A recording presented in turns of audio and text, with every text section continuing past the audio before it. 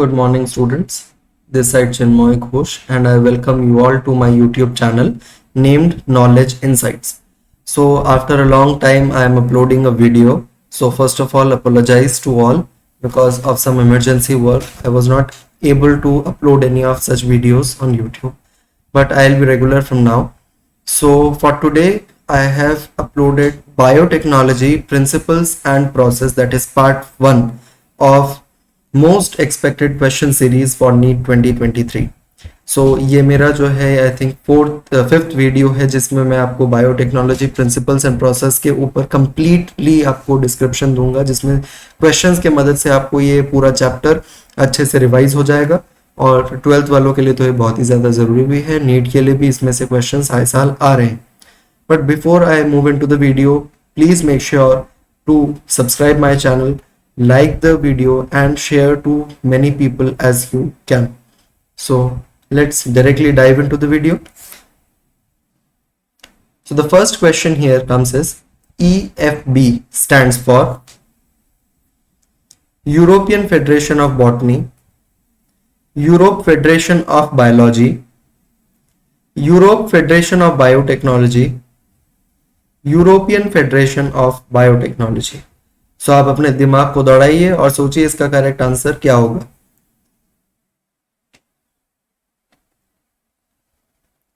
सो आई think आपको इसका correct answer समझ आ गया है। So the correct answer is option number 4। Yes, इसमें कुछ समझाने वाला नहीं है।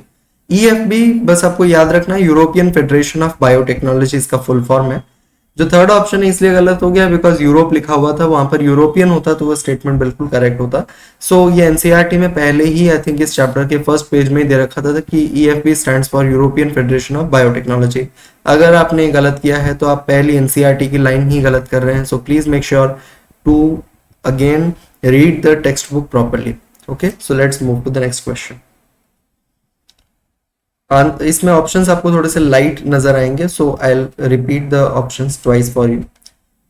Question here comes is what is the purpose of bioprocess engineering. I repeat the question, what is the purpose of bioprocess engineering. Option number 1, maintenance of contaminated ambience to enable growth of only desired microbe or eukaryotic cells. Second option, formation of beverages like Coke. Third, maintenance of sterile environment to enable growth of only desired microbe or eukaryotic cells. Fourth, both 2 and 3 are suitable. मैं options को वापस पढ़ देता हूं। First option speaks maintenance of contaminated ambience to enable growth of only desired microbe or eukaryotic cells. Second, formation of beverages like Coke. Third, maintenance of sterile environment to enable growth of only desired microbe or eukaryotic cells. And fourth option, both 2 and 3 are suitable. So आप बताइए कि इसका correct answer क्या होगा। सो आई think आपको इसका correct answer समझ में आ गया है। So the correct answer is option number 3। Yes, देखिए सबसे पहले ऑप्शन की तरफ जाते हैं कि मेंटेनेंस ऑफ कंटेमिनेटेड एम्बियंस नहीं, बायोप्रोसेस इंजीनियरिंग सीधा सीधा ये कहता है कि कंटेमिनेटेड फ्री एम्बियंस, ऐसा एम्बियंस, ऐसा प्लेस जो कि कंटेमिनेटेड फ्री हो ताकि किसी भी अनडिजायरेबल कोई कंटेमिनेशन की ग्रोथ ना हो जाए, कोई अनडिजायरेबल कैरेक्टर्स कोई सेल्स में माइक्रोब्स में ग्रो ना हो। दूसरा, formation of beverages like Coke नहीं, ये भी स्टेटमेंट गलत है। भाई बेवरेजेस के लिए आपको बायोप्रोसेस इंजीनियरिंग क्या है, इवन जेनेटिक इंजीनियरिंग की क्या जरूरत है। आपको एंटीबायोटिक्स वैक्सीन्स बनानी है तो एंटीबायोटिक्स और वैक्सीन्स के लिए आपको बायोप्रोसेस इंजीनियरिंग की बिल्कुल जरूरत होगी, यानी कि it is a part of genetic engineering. But for the formation of beverages like Coke you don't require genetic engineering, so that's why the second option is incorrect. Third option, which speaks like maintenance of sterile यानी कि contaminated free environment to enable the growth of only desired microbe or eukaryotic cells. Yes, ये बिल्कुल सही statement है कि जो sterile environment है, मतलब बायोप्रोसेस इंजीनियरिंग कहता है ये 2 पॉइंट्स में कि पहला तो maintenance of contaminated free ambience यानी कि sterile environment to enable the growth of only desired microbe या eukaryotic cells. That is the first line or first even point of bioprocess engineering. But the second point is also it is used for the formation of massive formation in mass formation for antibiotics and vaccines. So दो statements आपको इसके याद रखना है कि पहले तो maintenance of sterile environment और contaminated free ambience to enable the growth of only desired microbe और eukaryotic cells, and second it is used massively for the formation of antibiotics and vaccines. Okay, so आपको इसके दोनों points जो NCERT में दे रखे हैं वो अच्छे से याद करने हैं. Make sure that this type of question will also be used in by NTA in NEET. Okay, so let's move to the next question.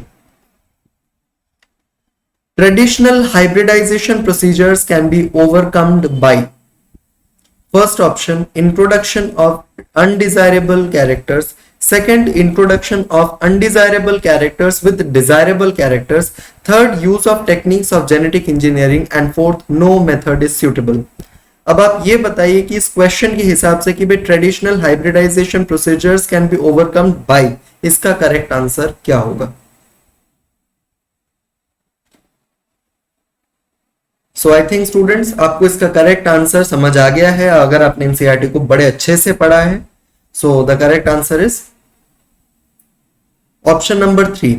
Yes, traditional hybridisation procedures can be overcomed by use of techniques of genetic engineering. जैसे देखिए, genetic engineering के जितने भी आपके procedures हैं उसके through आप traditional hybridisation procedures को ओवरकम कर सकते हैं. जो जो प्रॉब्लम्स आपकी प्लांट की हाइब्रिडाइजेशन और एनिमल हाइब्रिडाइजेशन के दौरान उठी थी वो सारे के सारे आप जेनेटिक इंजीनियरिंग के जो टेक्निक्स दे रखे हैं आपके जीन ट्रांसफर, जीन क्लोनिंग, इन सभी टेक्निक्स के थ्रू आप आराम से ट्रेडिशनल हाइब्रिडाइजेशन प्रोसीजर्स को ओवरकम कर सकते हैं. फर्स्ट ऑप्शन की तरफ देखें कि भाई इंट्रोडक्शन ऑफ अनडिजायरेबल कैरेक्टर्स तो नहीं. अगर आपको अनडिजायरेबल कैरेक्टर्स चाहिए तो आप एक ऐसा बेटर वे क्यों ढूंढ रहे हो ताकि आपका काम परफेक्टली हो. अनडिजायरेबल कैरेक्टर्स से तो आप जो बनाना चाहते थे वो तो हो ही नहीं पाएगा ना, इवन वो ज्यादा खराब हो जाएगा. दूसरा, जैसे प्लांट हाइब्रिडाइजेशन, एनिमल हाइब्रिडाइजेशन में दूसरा क्या, introduction of undesirable characters with desirable characters. देखो ये बिल्कुल गलत स्टेटमेंट है. अनडिजायरेबल कैरेक्टर और डिजायरेबल कैरेक्टर्स अगर साथ में आ गए तो फिर ट्रेडिशनल हाइब्रिडाइजेशन मेथड ही चलने देते. फिर आपको उसे ओवरकम करने के लिए कोई जेनेटिक इंजीनियरिंग की क्या जरूरत पड़ती, क्योंकि आप लोगों के पास एरर्स आ रहे थे. इसी वजह से ट्रेडिशनल हाइब्रिडाइजेशन में जो एरर्स आ रहे थे उसको हटाने के लिए आप लोगों ने जेनेटिक इंजीनियरिंग की टेक्निक्स यूज की, like gene cloning, gene transfer.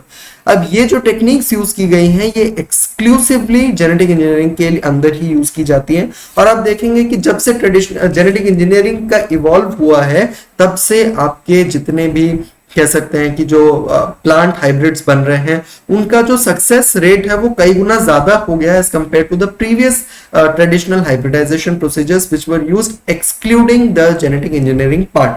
Okay, so आपको ये ऑप्शंस के हिसाब से, मेरे एक्सप्लेनेशन के हिसाब से, एनसीईआरटी की लाइंस के हिसाब से समझ में आ गया है. So the explanation. So let's move to the next question. Statement number 1. Plasmid is extra chromosomal DNA which controls genetic attributes. Statement number 2. Construction of first recombinant DNA emerged by linking a gene encoding antibiotic resistance with a native chromosomal DNA of Salmonella typhimurium.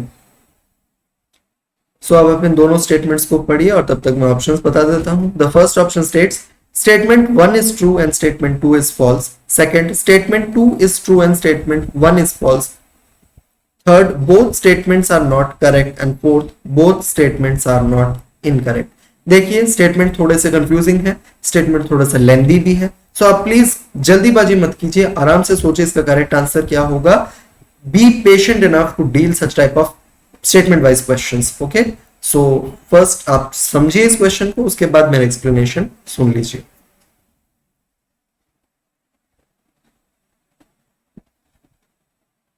So I think students you got enough time to understand the question and to understand the options and आपको इसका correct answer समझ आ गया है. So the correct answer is option number 3. Yes, कोई भी statement सही नहीं है, दोनों statement ही गलत है.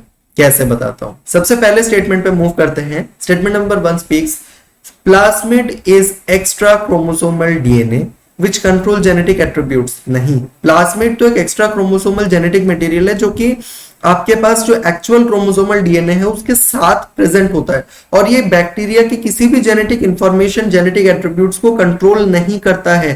तभी तो आप बैक्टीरिया के अंदर से प्लाज्मिड को निकाल के आप अपने मनचाहे जितने भी जेनेटिक इंजीनियरिंग के प्रोसीजर्स को काम कर पाते हैं। अगर ये सपोज जेनेटिक एट्रीब्यूट्स को कंट्रोल कर रहा होता तो आप इसको ऐसा जो प्लाज्मिड का जो आप यूज कर रहे हैं वो कभी भी पॉसिबल नहीं था, जो आप जेनेटिक इंजीनियरिंग में से यूज कर रहे हैं। So plasmid is extra chromosomal DNA, yes is absolutely correct, but the next part which states which control genetic attributes is wrong. नहीं, प्लाज्मिड जेनेटिक एट्रीब्यूट्स को कंट्रोल करता ही नहीं है, वो तो जस्ट आपका जो बैक्टीरियल एक्चुअल डीएनए उसके पास में प्रेजेंट होता है, वो भी एक एक्स्ट्रा क्रोमोसोमल डीएनए प्रेजेंट होता है, और ये आपके जेनेटिक एट्रीब्यूट्स को किसी भी हालत में अफेक्ट नहीं करता है बैक्टीरिया के। ओके, स्टेटमेंट नंबर 2 की तरफ चलते हैं। Construction of first recombinant DNA emerged by linking a gene encoding antibiotic resistance with the native chromosomal DNA of Salmonella typhimurium। नहीं, देखो ये समझो कि नेटिव क्रोमोसोमल नहीं, native extra chromosomal DNA. Extra chromosomal means plasmid. So statement कुछ इस हिसाब से था कि construction of first recombinant DNA emerged by linking a gene encoding antibiotic resistance with the native extra chromosomal DNA of Salmonella typhimurium. ठीक है, सो ये अगर इस तरीके से स्टेटमेंट होता तो सही है। अब मैंने जो सेकंड स्टेटमेंट लिखा उसमें अगर मैं जस्ट एक्स्ट्रा लगा देता तो प्लाज्मिड की बात होती। सो यस, आपने सबसे पहली बार एंटीबायोटिक रेजिस्टेंस जो Stanley Cohen and Herbert Boyer ने किया था उसके अंदर सैल्मोनेला टाइफीम्यूरियम का क्या किया था, उसमें जो प्लाज्मिड था उसके साथ लिंक करवा दिया था ना एंटीबायोटिक रेजिस्टेंस जीन को, और उसके वजह से आपके पास एक फर्स्ट रिकॉम्बिनेंट डीएनए मिल गया था। ठीक है, अगर सपोज ये प्लाज्मिड आपकी जेनेटिक एट्रीब्यूट्स को कंट्रोल कर रहा होता सैल्मोनेला टाइफीम्यूरियम के, सो फिर ये आपकी जो प्रोसीजर रिकॉम्बिनेंट डीएनए बनाने का है वो फेल हो जाता, आप उसे कभी भी कर ही नहीं पाते। जेनेटिक इंजीनियरिंग का कभी भी डेवलपमेंट होता ही नहीं, रिकॉम्बिनेंट डीएनए बन ही नहीं पाता। ओके, सो इस वजह से क्वेश्चंस पूरे के पूरे अर्थ का अनर्थ हो जाता है। देखिए इस तरीके से एनटीए 2022 में नीट में उसने क्वेश्चंस पूछे थे, और इसी वजह से ही काफी ज्यादा प्रॉब्लम्स बायोलॉजी सेगमेंट में फेस हुई थी, क्योंकि पूरा स्टेटमेंट सही है बट लास्ट में कहीं ना कहीं अगर एनसीईआरटी आपकी लाइन थॉरो नहीं है तो आपकी इसी तरीके से स्टेटमेंट गलत हो जाएगा। सो आई थिंक आपने ये दोनों स्टेटमेंट्स को अच्छे से समझ लिया है। अगर किसी का भी स्टेटमेंट गलत हुआ है, क्योंकि आप खुद ही जानते हो आपने कितनी पढ़ाई की है, सो प्लीज इन स्टेटमेंट को एनसीईआरटी में लिख लीजिए, अपने कॉपी में जहां पर भी आप नोट्स बनाते हैं उसमें लिख लीजिए, और ये स्टेटमेंट गलत हुआ है तो इसका करेक्ट वर्जन जो मैंने आपको एक्सप्लेन किया है वो भी लिखिए, ताकि आपको इसके बाद कभी भी इस टाइप के क्वेश्चन में कोई भी गलती ना हो। So let's move to the next question.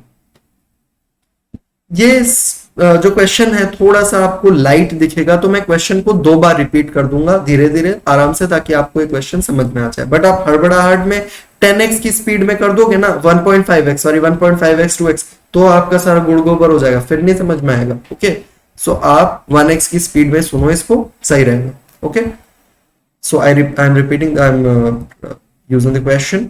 So in year 1963 to restrict growth of QB in Escherichia coli या E. coli, 2 enzymes was used. One of them added an organic group to DNA and the other cut DNA. Name the organic group. I will repeat the question once again.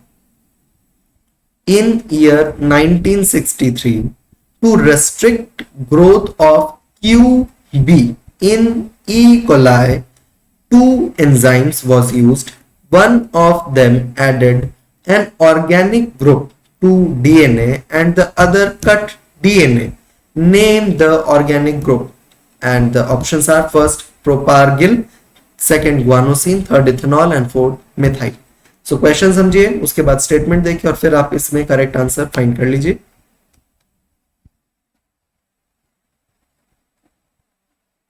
So I think students आपको इसका correct answer पता चल गया है। So the correct answer is option number 4, yes. देखिए actual में क्या है इसमें, एनसीईआरटी में आपको दे रखा था रेस्ट्रिक्शन एंजाइम्स के अंदर कि ईयर 1963 में क्यूबी की ग्रोथ, क्यूबी एक बैक्टीरियोफेज है एक्चुअल में, जो कि अब मैं बता देता हूं कि एग्जांपल भी मैंने कहां से उठाया। Example molecular basis of inheritance के अंदर आपको क्यूबी के जिक्र कर रखा है, क्यूबी बैक्टीरियोफेजेस के बारे में। तो वहां पर आपको इसमें टीएमबी एंड क्यूबी बैक्टीरियोफेज दोनों के नाम दे रखा है। सो वो उसमें से बैक्टीरियोफेज जो एनसीईआरटी में दे रखा था उसके जगह पे मैंने क्यूबी सब्स्टिट्यूट कर दिया। आपको पता होगा कि क्यूबी अगर बैक्टीरियोफेज है तो आपको इसका करेक्ट आंसर पता चल जाएगा। सो एक्चुअल में क्या था कि क्यूबी जो इशरिशिया कोलाई में जो एक बैक्टीरियोफेज है वो ग्रोथ कर रहा था, तो इशरिशिया कोलाई ने अपने अंदर बैक्टीरियोफेज के ग्रोथ को डिसेबल करने के लिए बेसिकली दो एंजाइम्स जो है ना रेस्ट्रिक्ट इशरिशिया कोलाई के अंदर यूज किए गए थे। तो पहला जो है वो तो क्या कर रहा था, वो एक मिथाइल ग्रुप को ऐड कर रहा था डीएनए में, और दूसरा जो कि आपका फॉरेन डीएनए है, और दूसरा डीएनए को कट कर रहा था। दूसरा जो डीएनए को कट कर रहा था वो तो रेस्ट्रिक्शन एंजाइम्स है, ठीक है ना, वो तो आपको पता है। बट ये जो पहला जो था वो मिथाइल ग्रुप को ऐड कर रहा था डीएनए के साथ। सो कई बार आप लोगों को ये क्वेश्चन आप स्टेटमेंट देखते हो, आपको पता भी लगता है, बट फिर आप इसे स्किप कर देते हो सोचते हुए कि यार रेस्ट्रिक्शन एंजाइम के ऊपर ही क्वेश्चन बनेगा, इस पे तो क्या ही बनेगा। बट देखिए अगर मैंने क्वेश्चन बनाया तो एनटीए भी क्वेश्चन इस तरीके से फ्रेम कर सकता है। QB is a bacteriophage, along with TMV भी मैं यूज कर सकता था, लैम्डा फेज भी यूज कर सकता था, ये तीनों के तीनों बैक्टीरियोफेज ही है। QB bacteriophage, TMV and lambda phage, ये तीनों बैक्टीरियोफेज है। अगर भाई आप किसी में भी एक ले लीजिए, एक्चुअल एग्जाम्पल लिख रखा था कि in year 1963 to restrict the growth of bacteriophage in Escherichia coli, two enzymes was used, one of them added an organic group to DNA and the other cut DNA, name the organic group। तो सही बात है कि भाई इशरिशिया coli के अंदर जब growth किया बैक्टीरियोफेज या क्यूबी, टीएमवी या किसी भी लैम्डा फेज, कोई भी बैक्टीरियोफेज यूज किया गया होगा उस टाइम पे साइंटिस्ट ने, सो उसके अंदर दो उसकी ग्रोथ को रेस्ट्रिक्ट करने के लिए दो एंजाइम यूज किए गए थे। एक तो डीएनए के फॉरेन डीएनए में मिथाइल ग्रुप्स ऐड कर रहा था और दूसरा डीएनए को, फॉरेन डीएनए को कट कर रहा था, यानी कि बैक्टीरिया के डीएनए को कट कर रहा था, ताकि बैक्टीरिया जो बैक्टीरियोफेज के डीएनए को कट कर रहा था, ताकि बैक्टीरियोफेज जो है वो उसका जो डीएनए है वो बैक्टीरिया के अंदर ग्रोथ करके उसके जो मैकेनिज्म को डिसेबल, बैक्टीरिया के मैकेनिज्म या इकोलाई के मैकेनिज्म को डिसेबल ना कर दे। सो ये आपको याद रखना है कि ये जो ऑर्गेनिक ग्रुप है वो एक्चुअल में मिथाइल है। सो आई थिंक आपको इसका स्टेटमेंट भी एनसीईआरटी का ही है, बट थोड़ा बहुत मॉडिफिकेशन किया है और आंसर भी एनसीईआरटी का ही है। सो आपको समझ में आ गया इसका answer. So let's move to the next question. Besides hint second, today we know more than dash restriction enzymes that has been isolated over dash strains of dash. Complete the missing. अब मेरी आदत ही है कि पूरे statement में कई बार dash dash dash use कर लेता हूं ताकि जो इंपॉर्टेंट डेटा है वो आपको बाद में याद रहे। First option is 230, 900, bacteria, second 900, 230, virus, third 900, 230, fungi, and fourth 900, 230, bacteria. So अब आप ये क्वेश्चंस देखिए, अच्छे से पढ़िए, स्टेटमेंट देखिए, ये एनसीईआरटी का ही है प्योरली, और ऑप्शंस देखिए और आपको आसानी से पता लग जाएगा ये करेक्ट आंसर क्या है।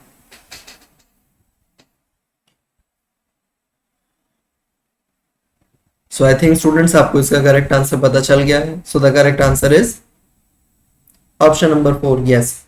देखो ये इस तरीके से था, besides Hind second, Hind 2, today we know more than 900 restriction enzymes that has been isolated over 230 strains of bacteria। अब थर्ड ऑप्शन में देखो तो मैंने फंजाई दे रखा है, क्यों आपको, ताकि कंफ्यूजन हो, क्योंकि कई बार लोग 900 230 900 230 रट तो लेते हैं, बट उसके बाद ये उन्हें पता नहीं होता कि भाई ऑप्शन जैसे फर्स्ट है 230 900 कर दिया, 900 230, वायरस कर दिया, तो इस तरीके से मॉडिफिकेशन कर दिया मैंने, इसीलिए किया था कि आपको ये पता चल सके कि आपको सारे स्टेटमेंट की सारी लाइन पता होनी चाहिए, एक भी लाइन में आप स्किप नहीं कर सकते। करते ही आपको देखिए किसी ना किसी ने ये स्टेटमेंट गलत किया ही होगा, और उसका प्राइमरी रीजन है कि पूरी स्टेटमेंट को आप देखते तो हैं, डेटा याद तो करते हैं, बट लास्ट के कुछ स्टेटमेंट्स, कुछ लाइंस आप छोड़ देते हैं जो कि साइंटिफिक हैं, और प्रोबेबली और ऑर्गेनिकली अगर आप उसे छोड़ देंगे तो फिर आपका ही नुकसान है। जैसा जिसने यहां पर गलत किया है स्टेटमेंट को, वो नीट में भी अगर सेम मिस्टेक करेगा तो नीट में उसे -1 मिलेगा, ये मेरा फॉर इट श्योर। बट अगर उसने ये स्टेटमेंट सही किया तो उसने एनसीईआरटी को अच्छे से पढ़ा है, बिकॉज मैंने पूरी कंफ्यूज करने की कोशिश आपको इन स्टेटमेंट्स में की है।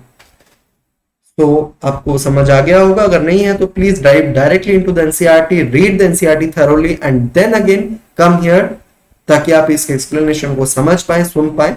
सो आई थिंक आपको इसका correct explanation, answer, question, statement सब समझ आ गया. Okay, so let's move to the next question. Name the class restriction enzymes belongs to. First, exonuclease, second, endonuclease, third, nucleotidase and fourth, nucleases. So अब आप बताइए कि इसका करेक्ट आंसर क्या होगा.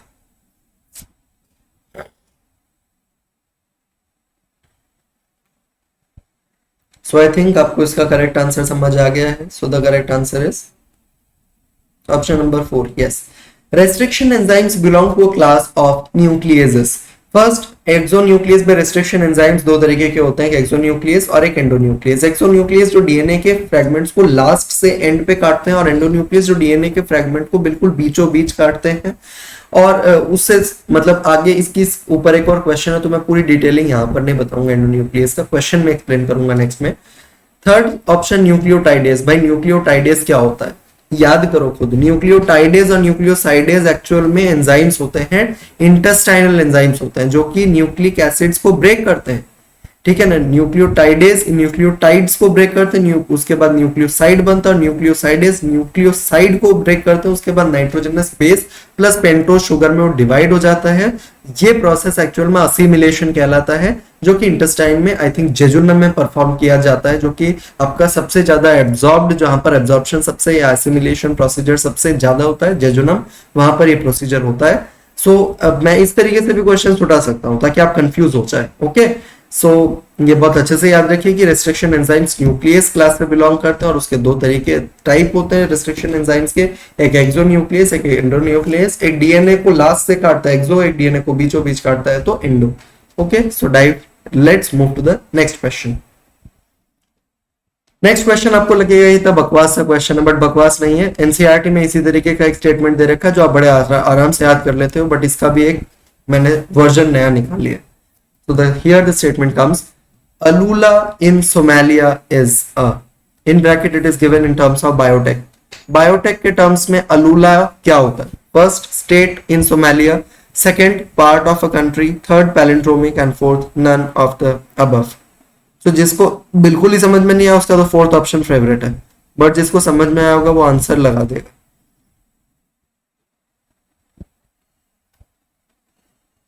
So I think students enough time has been allotted to you. So now the time is over. So the correct answer is option number 3. Yes. अब देखो अलूला actual में एक पैलिंड्रोमिक है इन टर्म्स ऑफ बायोटेक. कैसे? अलूला actual में एक state है, Somalia country का एक पार्ट भी है, बिल्कुल सही है. बट आप अगर बायोटेक के टर्म्स में देखोगे तो अलूला आप एक देखो एक ऐसा वर्ड, एक पैलिंड्रोमिक स्टेट है, यानी कि आप लेफ्ट साइड से इस वर्ड को प्रोनाउंस करोगे तो भी, और राइट साइड से आप स्पेल करोगे, प्रोनाउंस करोगे तो भी इसका जो अर्थ है वो सेम निकलेगा. यानी कि जो आपका जो क्या कह सकते हैं कि अर्थ मतलब जो मीनिंग है वो सेम निकलेगा. ओके, अलूला यानी कि लेफ्ट साइड से भी आप करोगे सो ALUULA ही होगा, और राइट से भी ALUULA ही होगा. और ये एक्चुअल में इस तरीके के हम लोग पैलिंड्रोम्स कहते हैं, जो कि एनसीईआरटी में मलयालम को दे रखा है MALYALAM. मलयालम को आप लेफ्ट साइड से भी जो पढ़ोगे राइट साइड से भी पढ़ोगे वो स्टेटमेंट सेम है, मतलब वो जो उसका जो सेंस है, जो मीनिंग है वो सेम रहेगा. ये एनसीईआरटी ने यूज किया था, बट अगर मैं मलयालम यूज कर लेता आप निश्चित इसका करेक्ट आंसर बता देते, बट एनटीए ऐसा नहीं करने वाला. वो कुछ इस तरीके के क्वेश्चंस पूछेगा जैसा मैंने आपसे पूछा है, वो इसी तरीके से टैकल करने की कोशिश करेगा. आप फटाफट लगाओगे, जिसको पता है बहुत ज्यादा जी के वो लगा देगा part of a country, state in Somalia, कोई भी एक लगाएगा, लेकिन आंसर तो 3 है, क्योंकि मैंने पूछा क्या in terms of biotech, not in terms of general knowledge, in terms of social science. No, never. So इस तरीके से आपको स्टेटमेंट को पकड़ना है कि क्वेश्चन क्या है. और ये पैलिंड्रोमिक साइट्स कौन देखता है? रेस्ट्रिक्शन एंजाइम्स देखता है. उसके बाद ही वो क्या करता है, वो कट लगाता है डीएनए के ऊपर. ओके, सो आई थिंक आपको इसका करेक्ट आंसर समझ आ गया with explanation. So let's move to the next question. Restriction endonuclease cut DNA strand at end of palindromic sites between the two different bases on the opposite strands. Incorrect lines are, options are first 2, restriction, second endonuclease, restriction, third end, endonuclease and fourth end, different. So अब आप बताइए, question थोड़ा सा controversial लग सकता है but है नहीं. सो अब आप बताइए इसका करेक्ट आंसर क्या होगा.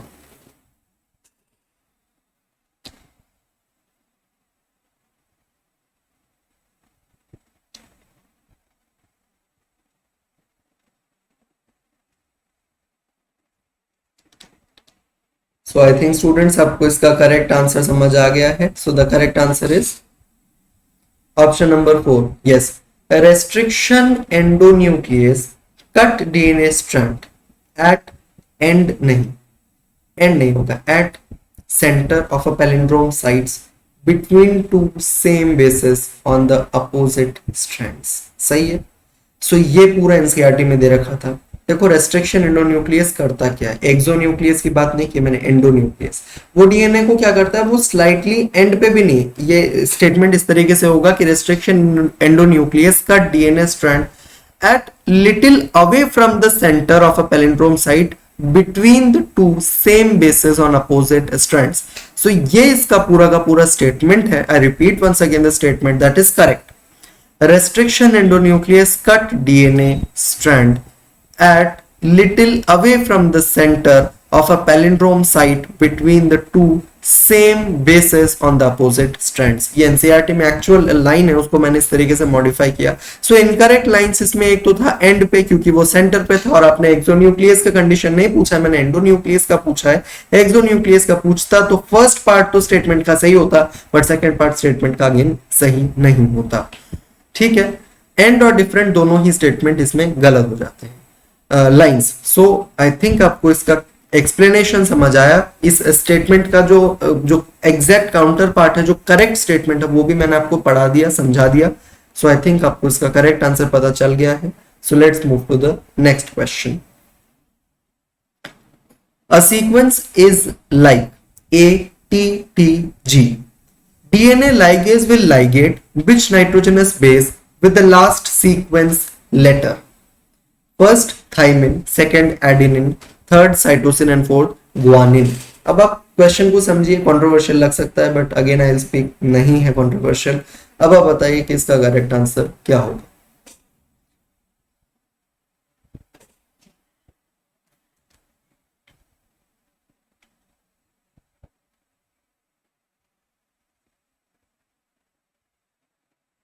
सो आई थिंक स्टूडेंट्स आपको इसका करेक्ट आंसर पता चल गया है. So the correct answer is option number 3 cytosine. बताता हूं कैसे.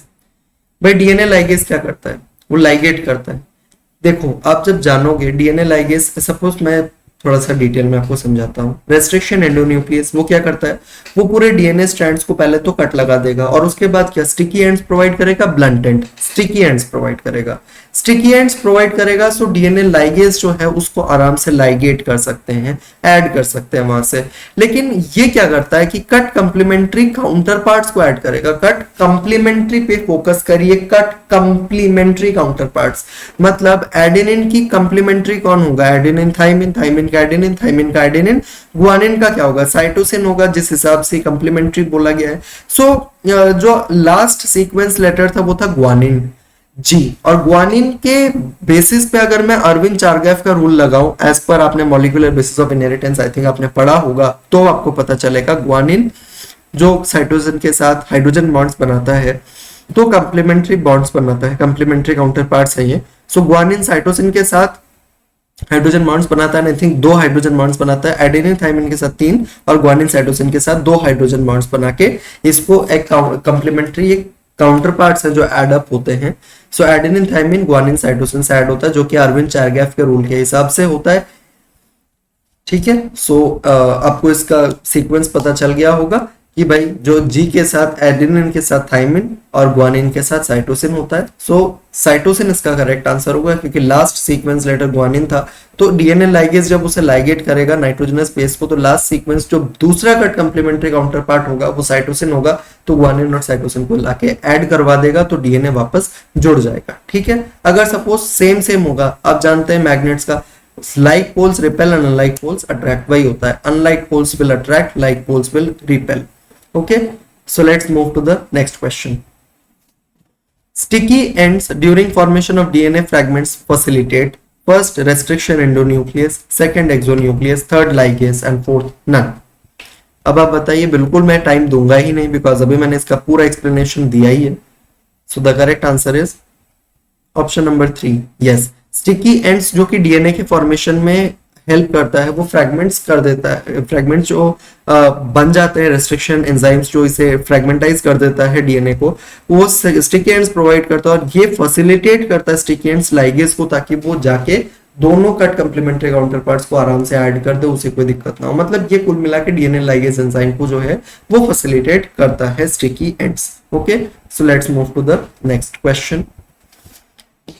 Next question is, foreign DNA and vector DNA are must to be cut by same restriction enzyme. Why? अब आपको ये पता है कि भाई फॉरेन डीएनए और वेक्टर डीएनए को सेम रेस्ट्रिक्शन एंजाइम से हमें कट करना पड़ता है, बट ऐसा क्यों? हम लोग दो अलग अलग रेस्ट्रिक्शन एंजाइम से भी तो कट करवा सकते हैं। So statement is, options are first it's a culture, भाई कल्चर है। सेकंड ट्रेडिशनल मेथड, पुरानी प्रथा चली आ रही है तो अभी भी वही करेंगे। Third cut complementary counter parts can be joint, and fourth none. So अब आप बताइए इसका करेक्ट आंसर क्या होगा।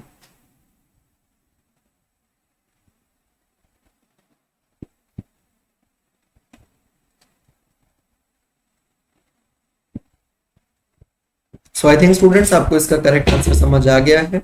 सो the correct answer is option number 3, yes. देखो, फॉरेन डीएनए और वेक्टर डीएनए को आपको एक ही रेस्ट्रिक्शन एंजाइम से कट करना पड़ेगा, क्योंकि फॉरेन डीएनए, सपोज मैंने कहा फॉरेन डीएनए को मैंने फ्रेगमेंटाइज कर दिया, कट कर दिया। सो कट करने के बाद एक पर्टिकुलर स्टिकी एंड जनरेट हुआ, जिसके ऊपर साइड में, जिसके ऊपर स्ट्रैंड पे लिखा जो था वो नाइट्रोजनस बेस था, एडेनिन। अब दूसरे वाले में जो वेक्टर डीएनए है उसमें जिस सेम रेस्ट्रिक्शन एंजाइम नहीं कट किया होगा, सो उसे पता है कि एडेनिन है, तो दूसरे में उसने थाइमिन के वहां पर लगाया होगा कट। सो दोनों को अगर सेम रेस्ट्रिक्शन एंजाइम से जोड़े कट करवाए, फिर डीएनए लाइगेज आएगा, सो उसे पता लग गया कि भाई एडेनिन और थाइमिन, आप दोनों को वो बॉन्ड बना देगा, 3 हाइड्रोजन बॉन्ड्स उसमें फॉर्म हो जाएंगे, और इसी के साथ ही दोबारा वेक्टर डीएनए और फॉरेन डीएनए आपस में जुड़ जाएंगे। सपोज अगर मैं इसी तरीके से समझाऊं कि अगर दूसरे रेस्ट्रिक्शन एंजाइम, फॉरेन डीएनए को मैंने किसी और रेस्ट्रिक्शन एंजाइम से और वेक्टर डीएनए को मैंने किसी और रेस्ट्रिक्शन एंजाइम से यूज फ्रेगमेंटाइज कर दिया, तो उसके कारण क्या होगा?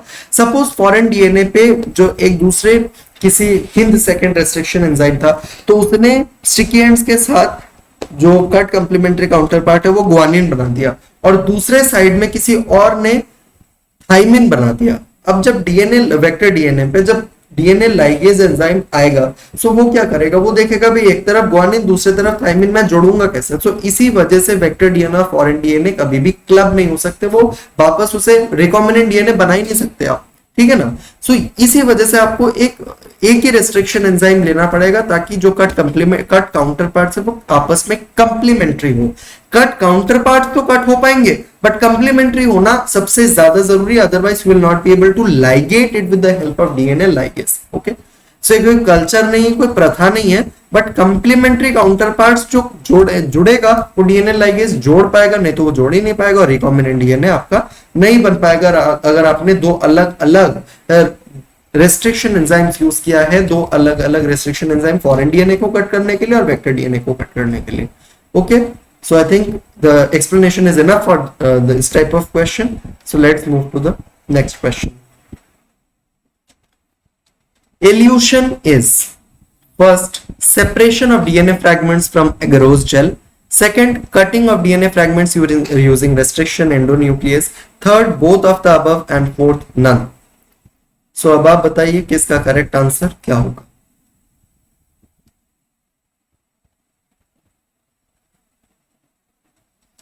So I think students आपको इसका करेक्ट आंसर पता चल गया है। So the correct answer is option number first, yes. Elution is the procedure is a separation of DNA fragments from agarose gel. जो आपने जेल इलेक्ट्रोफोरेसिस देखा होगा, डीएनए को छोटे छोटे फ्रैगमेंट्स में तोड़ देते हैं, सबसे छोटा जो डीएनए फ्रैगमेंट हो सबसे लास्ट में जाके मूव करता है अंडर एनोड। सो ये इल्यूशन एक प्रोसीजर है जिसमें जब आप एगरोस जेल यूज करते हैं उसके बाद डीएनए फ्रैगमेंट्स को आपको दिखेगा, फिर यूवी रेडिएशन, एगरोस जेल, उसके बाद आप यूवी रेडिएशन, फिर इथिडियम ब्रोमाइड का यूज करते हैं। सो पहले तो sorry again agarose jail that is a natural polymer used from a seaweed, next from आपको एक इथिडियम ब्रोमाइड लेना पड़ेगा, और फिर आपको यूवी रेज लगानी पड़ेंगे, तब जाके आपको डीएनए के फ्रैगमेंट्स नजर आएंगे। सो ये प्रोसीजर होता है। तो इल्यूशन एक ऐसा प्रोसीजर होता है कि इन सभी प्रोसीजर्स को फॉलो करने के बाद लास्ट में आपके जो कट डीएनए फ्रैगमेंट्स है उसको आपको सेपरेट करना पड़ेगा एगरोस जेल से। सो और जेल पीस से तो इसके यही procedure for separation of DNA fragments from agarose gel is known as elution. ये एनसीईआरटी में डेफिनेशन है, so make sure to learn the definition, it's also important for board as well. So let's move to the next question. थोड़ा सा इसमें animation थोड़े से गड़बड़ा गए, but bear with it. So the question is according to textbook जो कि NCERT है, lane 1 and lane 3 represents in gel electrophoresis. NCERT में मैं बताता हूँ, जेल इलेक्ट्रोफोरेसिस की एक डायग्राम दे रखा है, उसमें लेन 1 दे रखा है और लेन 2 to 4 के बारे में कहीं दे रखा है। तो लेन 1 और लेन 3 के जो लेन 2 to 4 के बीच में आ रहा है वो एग्जैक्टली जेल इलेक्ट्रोफोरेसिस में क्या रिप्रेजेंट करता है, ये इसका पूरा का पूरा फॉर्म है। So first option is digested DNA fragments and undigested DNA fragments. Second, digested DNA fragments only. Third, undigested fragments only. Fourth, undigested DNA fragments and digested DNA fragments. So I repeat the options once again. First, digested DNA fragments and undigested fragments. Second, digested DNA fragments only. Third, undigested fragments only. Fourth, undigested DNA fragments and digested DNA fragments. सो अब आप बताइए कि इसका correct answer क्या होगा। वैसे आपको दिख ही गया है। So the correct option is option number 4। Yes, NCERT के हिसाब से लेन 1 एक्चुअल में जेल इलेक्ट्रोफोरेसिस में अनडाइजेस्टेड डीएनए फ्रैगमेंट्स को रिप्रेजेंट करती है, और लेन 2 to 4 और लेन 3 जो लेन 2 to 4 के बीच में ही आता है वो डाइजेस्टेड डीएनए फ्रैगमेंट्स को रिप्रेजेंट करती है। अब इस तरीके से मैंने पूछ लिया क्वेश्चन, तो एनटीए और भी शाना है, वो डायग्राम देके आपसे पूछ लेगा, क्योंकि डायग्राम बेस्ड क्वेश्चन 2022 से आ रहा है। Make sure to underline the diagrams, learn the diagrams, learn the labeling, it's very important for NEET. Okay, so आपको इसका करेक्ट आंसर समझ ही आ गया होगा, एक्सप्लेनेशन समझ आ गया होगा, बट मैं चाहता हूँ be fair with your self. Please आप सीधा आंसर देख के ये मत सोचिए वो मुझे याद है, जब नीट में आएगा तो स्टेटमेंट अगर ऐसा आ गया तो आप गलत कर दोगे। This is for sure, this is for sure. Okay, so let's move to the next question. DNA fragments are negatively charged because of first histone proteins, second non-histone chromosomal proteins, third phosphate group and fourth is nucleosome. So अब आप बताइए इसका correct answer क्या होगा।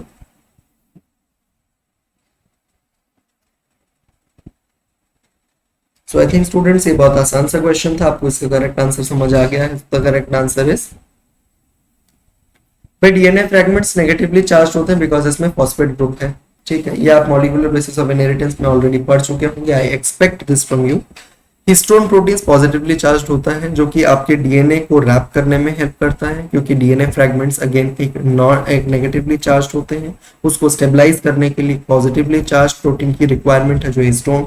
Non histone chromosomal protein तब जरूरत होती है जब आप यूक्रोमैटिन या हेट्रोक्रोमैटिन आप पढ़ रहे होंगे, पढ़ा होगा मॉलिक्यूलर बेसिस ऑफ इनहेरिटेंस, मतलब एक हायर लेवल के अंदर जब आपके कंडेंसेशन होगा क्रोमोसोम्स में मेटाफेज के अंदर, उस पर्टिकुलर टाइम के दौरान आपको non histone chromosomal proteins eukaryotic cells में जरूरत, इसमें बेसिकली जरूरत होती है।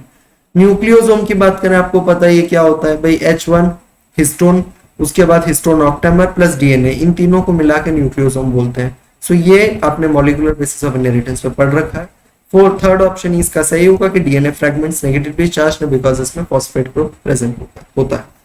So let's move to the next क्वेश्चन। Which sequence is responsible for controlling copy number of linked DNA? Okay. First option is selectable marker, second cloning sites, third cloning vectors and fourth ORI sites. अच्छा, इसमें option आपको दिख गया है। So the correct answer is ORI sites. Yes. सो ये जो sequence है, copy number जो लिंक्ड डीएनए है वो बेसिकली उसको कंट्रोल करता है ओरी साइट। देखिए जिसका जो ओरी साइट अच्छा कैसे होता है, ओरी साइट अच्छा होने का सिर्फ एक ही तरीका है, उसका जितना ज्यादा आप कह सकते हैं कि कॉपी नंबर जितना ज्यादा होगा उतना ही अच्छा ओरी साइट प्रेजेंट होगा। ओके, सो आई थिंक आपको समझ आ गया है। Okay, so let's move to the next question.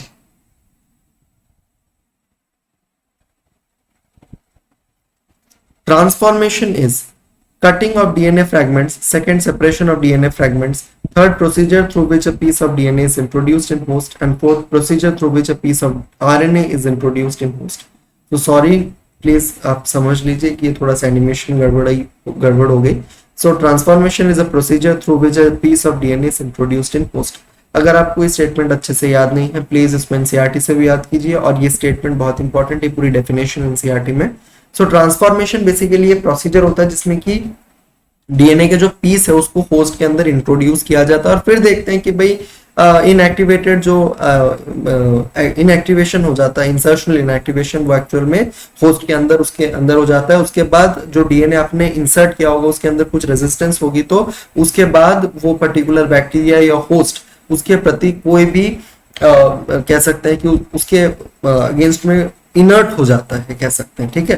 तो ट्रांसफॉर्मेशन सिर्फ इतना ही प्रोसीजर होता है कि भाई एक डीएनए के पीस को अपने होस्ट में इंट्रोड्यूस करवा दिया, इंट्रोड्यूस हो गया, सो वो कुछ कलर्स कोई ऐसे कुछ ऐसा बताएगा जिसके कारण आप समझ में आ जाएगा आपको कि ट्रांसफॉर्म हो चुका है from non transformants.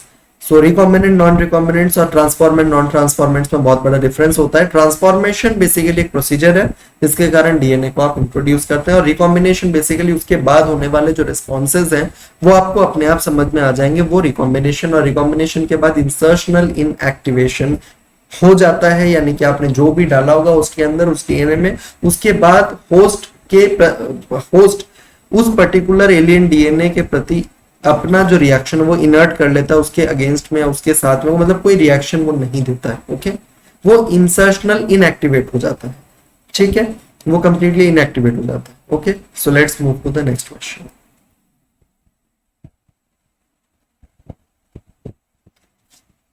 ROP codes for first antibiotic resistance, second DNA, third proteins involved in the replication of plasmid, and fourth proteins involved in bodybuilding. So अब आप बताइए आरओपी किसके लिए कोड करता है?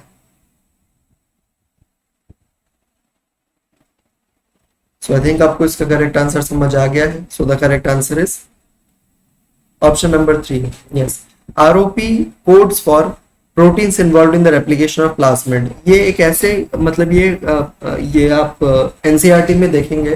सो इसमें दे रखा है एनसीईआरटी के अंदर ही ये ओरी साइट सेलेक्टेबल मार्कर्स और transformant, non transformants, recombinant, non recombinants के बारे में जो डिस्क्रिप्शन उसके पास में एनसीईआरटी के एक डायग्राम है उसके अंदर आरओपी के बारे में दे रखा है. ROP codes for proteins involve in the replication of plasmid. Please make sure to understand this. ये बहुत ज्यादा इंपॉर्टेंट है, एनसीईआरटी में छुपा हुआ है बट आपसे आरओपी के बारे में ऐसे पूछ सकता है. ROP codes for proteins involve in the replication of plasmid. देखो ये इंपॉर्टेंट है, ये स्टेटमेंट वाकई में इंपॉर्टेंट है. ओके, सो मेक श्योर अगर आपने ये स्टेटमेंट गलत कर दिया है सो प्लीज मेक श्योर कि अगर आप इस तरीके के स्टेटमेंट गलत कर रहे हैं तो आप एनसीईआरटी के डायग्राम्स को आप बहुत अच्छे से पढ़ें. ओके, उसके लेबलिंग्स को अच्छे से पढ़ें. Okay, so let's move to the next question. Number of recognition sites for commonly used restriction enzymes are low. Why? First, it harms host. Second, it harms vector. Third, it fragmentizes alien DNA. And fourth, none. So अब आप बताइए इसका correct answer क्या हो.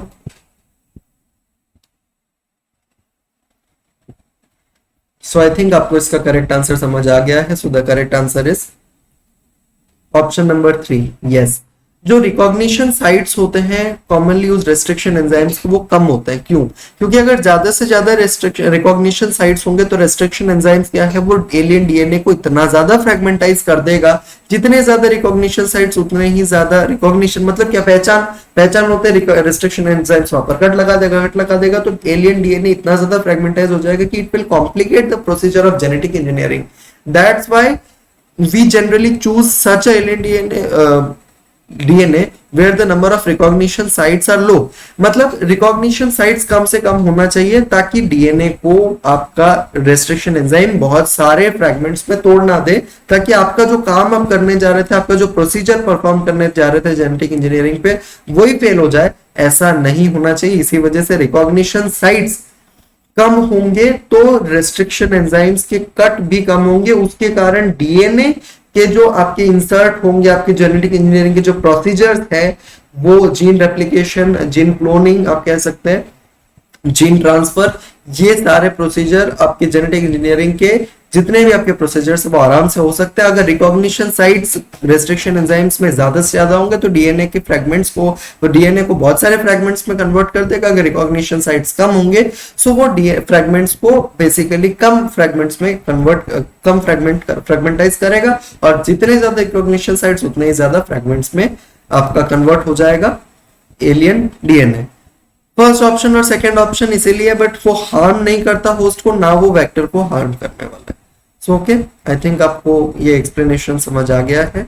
और NCERT को भी आप बिल्कुल अच्छे से पढ़िए अगर आपका स्टेटमेंट गलत है तो, क्योंकि एनसीईआरटी का ये स्टेटमेंट उठा रखा है। अगर ये आंसर गलत है आपका तो प्लीज मेक श्योर कि आप read the NCERT book once again of this chapter thoroughly, because ये चैप्टर बहुत ज्यादा कॉम्प्लिकेटेड हो जाता है। अगर आप इसको कॉम्प्लिकेट बनाते हो तो नीट में इनसे सवाल बहुत ज्यादा आ रहे हैं। So make sure to read the NCERT of these chapters very well. Okay.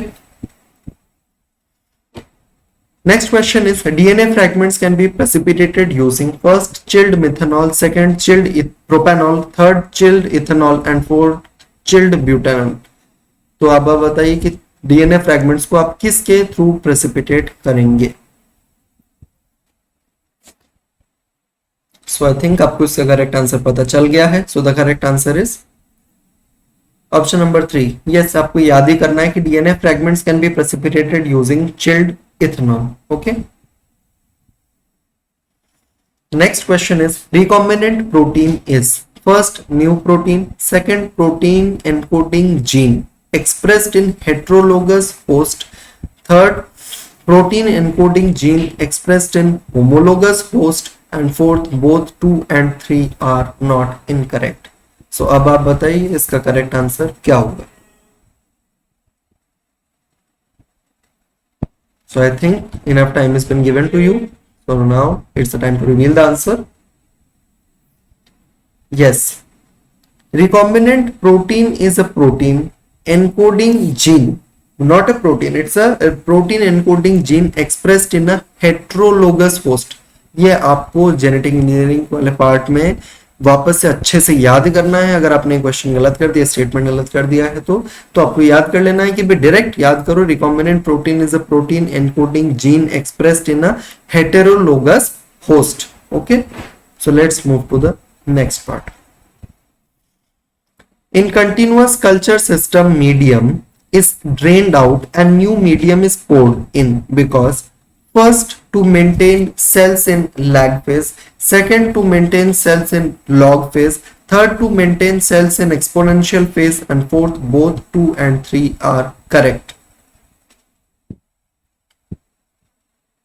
So the correct answer is option number 4.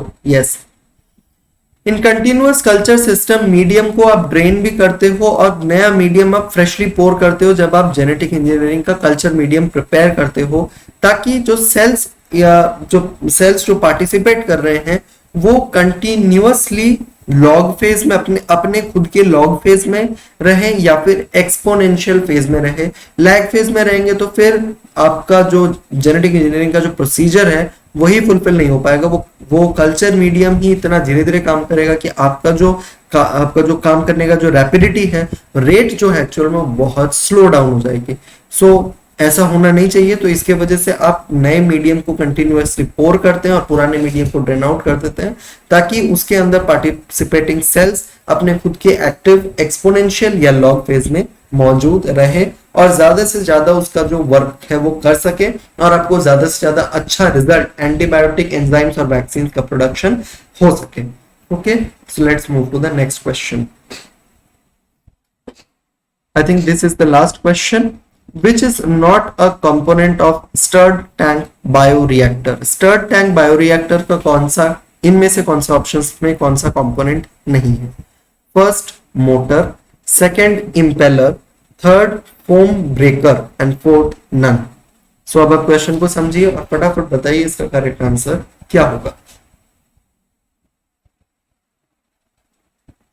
So I think आपको इसका करेक्ट आंसर पता चल गया है। So the correct answer is option number 4। Yes, actual में stirred tank bioreactor के components याद कर लीजिए, मोटर, इंपेलर, फोम ब्रेकर, ये एनसीईआरटी में दे रखे हैं। ये तीनों के तीनों स्टर्ड टैंक बायोरिएक्टर का कंपोनेंट है। जो मैंने क्वेश्चन पूछा था which is not a component, भाई ये तीनों के तीनों कंपोनेंट है तो आंसर नन है। कई बार नन भी आंसर होता है, ये दिखाने के लिए कि नन भी आंसर होता है। तो ऑप्शंस को आपको बहुत कॉन्फिडेंस से पढ़ना है, एनसीईआरटी के डायग्राम को बहुत अच्छे से पढ़ना है। स्टर्ड टैंक बायोरिएक्टर्स, पाज्ड टैंक बायोरिएक्टर के recently based NCERT previous year questions आपको जरूर लगाना। Okay, so that's all for today. So have a nice day. Okay, thank you.